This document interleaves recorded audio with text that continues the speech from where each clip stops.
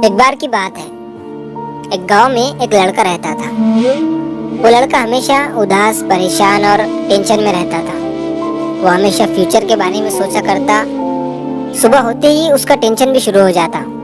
घर का tension, future का टेंशन, घर की जिम्मेदारियां, पढ़ाई का टेंशन। मतलब कि उसकी जिंदगी में सुख था ही नहीं। वो हमेशा ओवरथिंकिंग किया करता था और दिन भर डिप्रेशन में ही रहता। तो ये बात उसने एक बार अपने उस्ताद, अपने गुरु को बताई।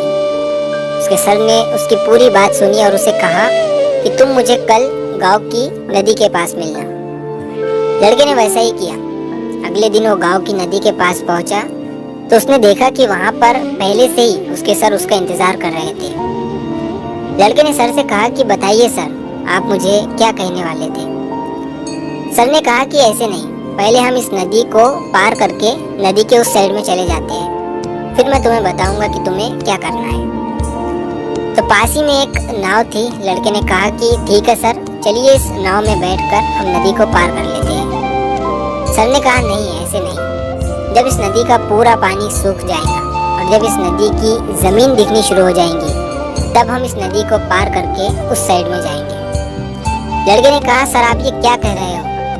जब इस नदी का पूरा पानी सूख जाएगा तब हम इस नदी को पार करेंगे, तो शायद हम इस नदी को कभी पार नहीं कर सकते हैं। तभी सर ने मुस्कुराते हुए लड़के से कहा कि यही चीज़ सिखाने के लिए मैंने तुम्हें आज यहाँ पर बुलाया है।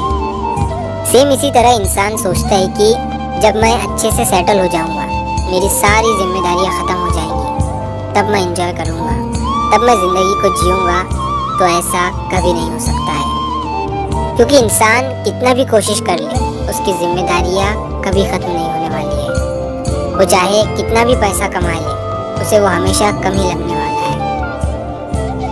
दोस्तों, कहते हैं कि स्ट्रगल एक जर्नी, एक सफ़र की तरह होता है, जिसे हम अभी तो कठिन समझते हैं, लेकिन बाद में उसी स्ट्रगल को सोचकर, उसे याद कर कर कहते हैं कि वही ज़िंदगी के सबसे अच्छे दिन थे। तो इस जर्नी के मज़े लो, इसे मुस्कुराते हुए पार करो और इसमें और भी ज़्यादा मेमोरीज को ऐड करते चलो, क्योंकि टेंशन, प्रॉब्लम, जिम्मेदारियाँ ये कभी ख़त्म नहीं होने वाली है। ये तभी ख़त्म होंगी जब आप खत्म हो जाओगे।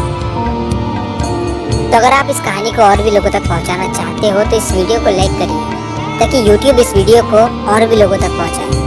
और अगर कहानी अच्छी लगी हो तो हमारे चैनल को सब्सक्राइब ज़रूर करिए। मिलता हूँ मैं अगली बार इसी तरह की कहानी के साथ। तो सब्र करो, शुक्र करो और ज़िंदगी में